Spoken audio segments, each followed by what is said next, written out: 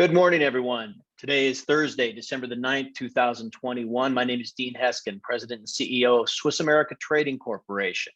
And I have with me today Dr. Jerome Corsi. I've asked him to be with us because we want to talk about something that's been real big in the news recently, real big in most households as we go into this holiday season, and that is price inflation. Price inflation has been taking place throughout the country throughout the course of the last year. Certainly, we've seen some big spikes through the whole COVID crisis.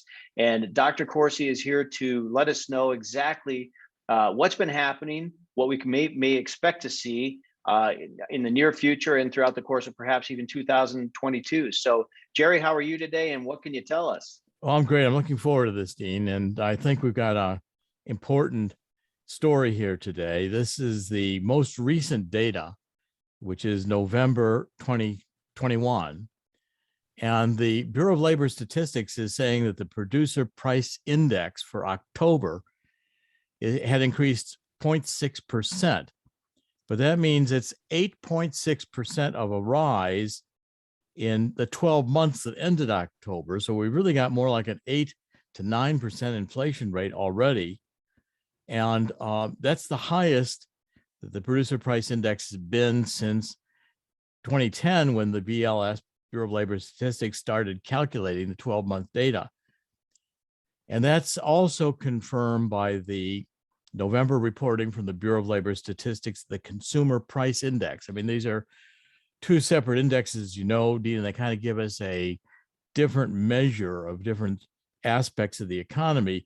But again, we're in this index up 6.2% at an annual rate, which is the biggest rise in 30 years. Now, Dean, I find that pretty alarming. What do you think?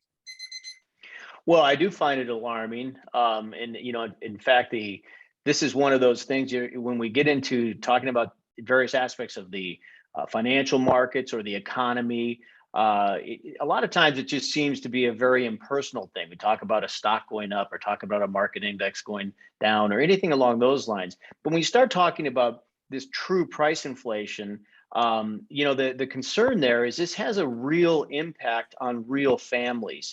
One of the things that I've been hearing a lot of discussion about here in the market, in the news, and even here at our offices, we've been getting calls about, we're in the month of December now, going into throughout the country a cold season, and this is a real cost that is going to have an effect on people as it relates to heating their homes, their apartments, or where they live.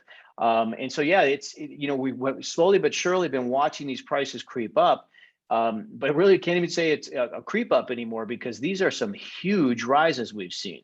The energy index basically was up almost 5% in October, and the gasoline index 6%. Gallup did a survey, and I found it pretty alarming. It showed 45% of American households report that the recent price increases are causing their families some degree of financial hardship. And 10% are already saying it's affecting their standard of living. And again, in the lower income groups of $40,000 income and less, it's even more reporting hardship, 47%. And what Gallup said is exactly what you're saying, Dean, is that as Americans sail into peak holiday shopping season and winter temperatures bringing bigger heating bills to much of the country, nearly half of all U.S. adults report that price increases are causing them distress.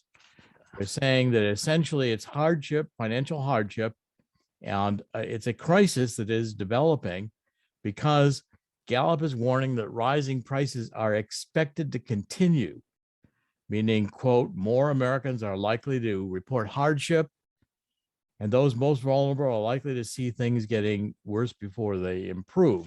So I think we're into a clear inflationary period of time, and I don't think the Federal Reserve has a handle on it, Dean. I would agree with that, Jerry. And it's interesting because this is a topic that's been, as we've been discussing here today, it's been talked about, it's been discussed. What you don't really hear is there a solution on the horizon? What's going to happen? I mean, we're talking in terms, right, you and I here now, about energy costs and maybe food costs, things that have that real daily impact on people's lives. And one of the things here at Swiss America that we are getting a lot of calls about is, what is this inflationary impact going to do to my future, to my retirement, to my savings? What can be done to make sure that if we do start seeing this runaway inflation buzz, it's not something that's going to run me over. And I don't know, is that something that you have some perspective on, Jerry? I agree with you entirely. I mean, first of all, the Fed said last week that this is not temporary. And they've just abandoned their idea of holding inflation at 2%. That's out the window with the amount of spending that we're doing right now. These new bills passed by Congress, we're spending in a way that I think has the potential to return to what they call stagflation, like we had in the 1970s and Jimmy Carter. In other words, it looks like the economy is stagnant. We're still coming out of the COVID lockdowns, and there are supply shortages across the country. And so the economic condition is slow yet, but at the same time, we've got inflation. Usually you have inflation in a heated up economy. Right. So stagflation is going to mean people are not having increasing incomes, but they're going to have increasing expenses. And long-term inflation, like the 70s, where it got to be double digit, really erodes the value of money, which impacts people's savings and impacts their retirement future. So we're into a situation, we're entering into one where finally, I think the Federal Reserve is abandoning saying the idea that it's just because the economy is starting up again. And the Fed is admitting they don't have a control of the situation. And I don't think they've got a clear idea how they want to approach it. Yeah, I would agree with you wholeheartedly. And that, again, going back to the type of questions or kind of comments, et cetera, that we have been getting from people over the last several months, us being in the gold industry, the gold business, where we, for nearly 40 years now, have tried to, profitably position people into the precious metals arena to help balance out their investment portfolio. And one of the big, killers out there that tends to traditionally or historically speaking play strongly into our marketplace is that big I word, that inflation.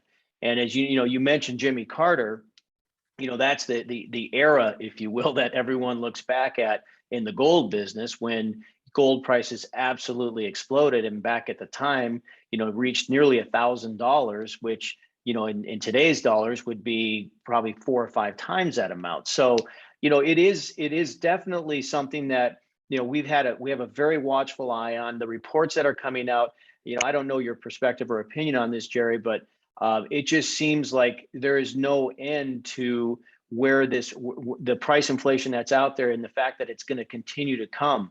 And I don't know, in your opinion, do you see this as being something that the price inflation may start cooling down at some point? Do you see it as something that's going to heat up? I mean, what kind of perspective do you have there? I'm confident, unfortunately, confident that it's going to continue and increase, because we're spending a historically high amount of printed money, fiat currency. And I don't see raising taxes is going to help, because they'll just slow the economy down further. Dean, I follow the gold reports and silver reports very closely, and I'm seeing right now a phenomenon that I haven't seen for a long time, and that is that grandparents are buying gold for their grandchildren as holiday gifts. And they're putting thousands of dollars into this. I mean, right now with gold at about $1,700 an ounce, give or take, it's a buying opportunity, because all the fundamentals right now for gold entering into an inflation, and silver entering into an inflationary period, both have a tremendous potential. I think silver sometimes has a even better percentage increase than gold, but they're both, I think, the reports I'm getting, people are putting, $50,000, $100,000 into gold coins and bars. And this is at a record rate. And tracking the data of investing into gold right now, I'm seeing 5 to 10% of investors are actually spending more than $500,000 on bullion in this market. So I think it's already seeing that the buying season is just getting going for gold and silver.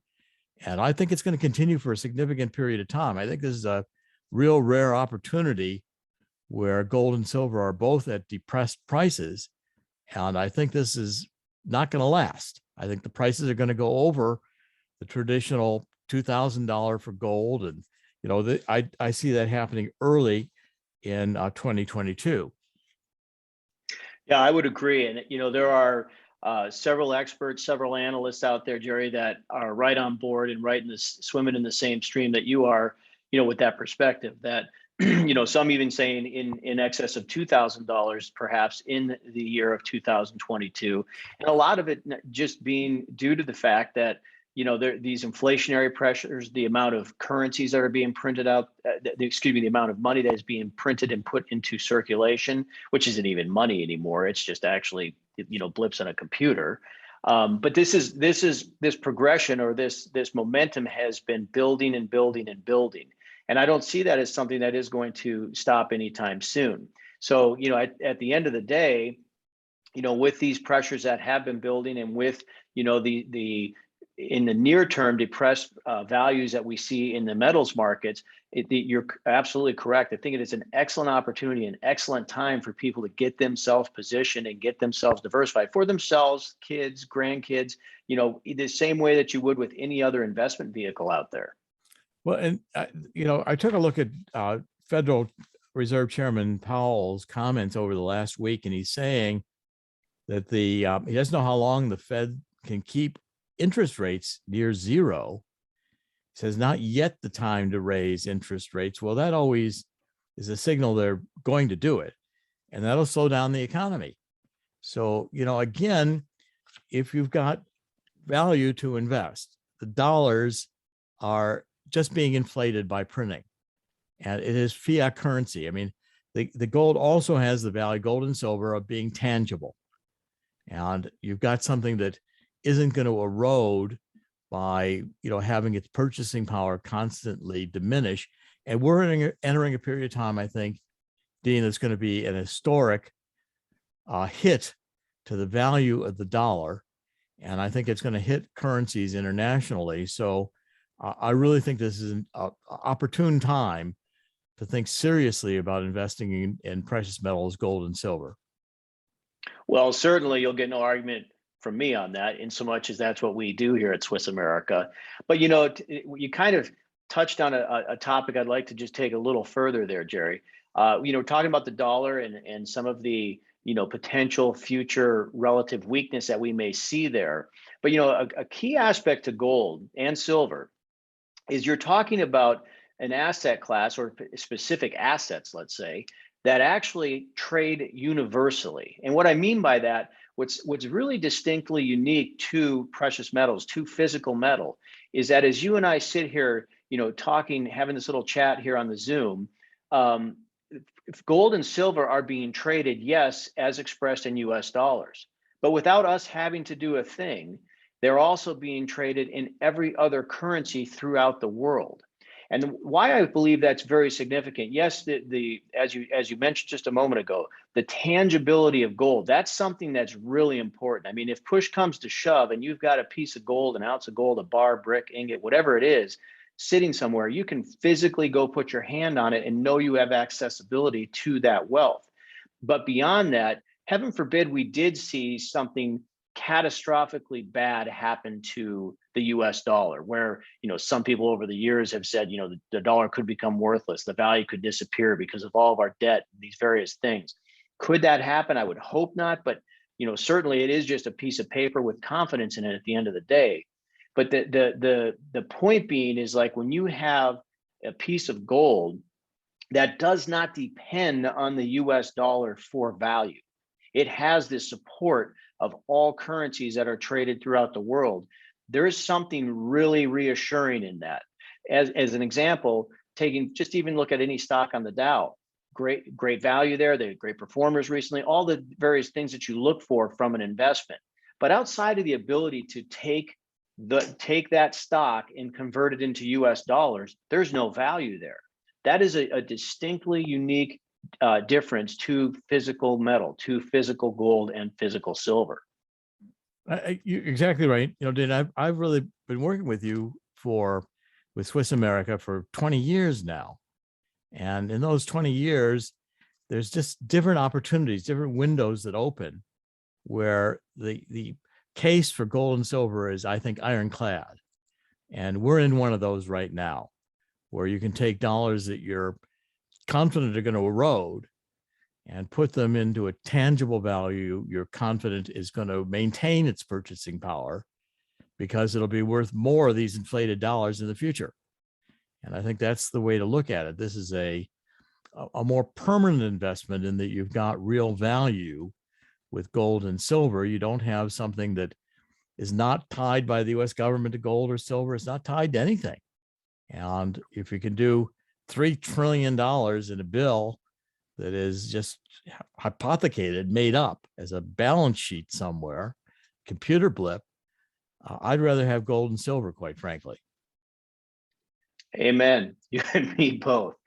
Well, Jerry, I thank you for this time today, and I want for those people who are watching or viewing this little chat we're having. Jerry and I have actually worked on a report about inflation that really kind of gets into the nitty gritty of what true price inflation is and what some of the consequences that may bring, what will happen to be. It's not ready. It hasn't gone to print yet, but it will be very shortly. And what I would like to offer for anybody who is interested in receiving that, who's again watching this, if you contact our offices at 1-800-289-2646, which actually is 1-800-BUYCOIN if you're looking at a phone in the olden days. But it's 1-800-289-2646. One of our representatives would be glad to take your information, and as soon as that report is ready, get it off to you right away. Or if you'd prefer, you can visit us on our website at www.swissamerica, that's SWISS America, all one word, .com. You can go there, and we'll have an icon there shortly where you can click on there to receive that report as well. So Jerry, I thank you for your time here today and sharing these things. It's been nice to kind of just go over the reality of what we see taking place in the economy. And, I look forward to an opportunity when, as things develop or things change, that you and I can get back together and go through this again and, just kind of open people's eyes maybe to some of the things that are taking place around them financially. Well, I've really enjoyed it, Dean. I'll be happy to do more of these. I look forward to it. Thank you. I think they'll be very informative, and we can continuously update people on the nature of the economy and the prospects for gold and silver. Thank you. And for all of you watching, we wish you the best of holidays this time of year. Love your loved ones and your family. Remember those things that are important, and we look forward to speaking with you again at the next podcast that we do. Thank you.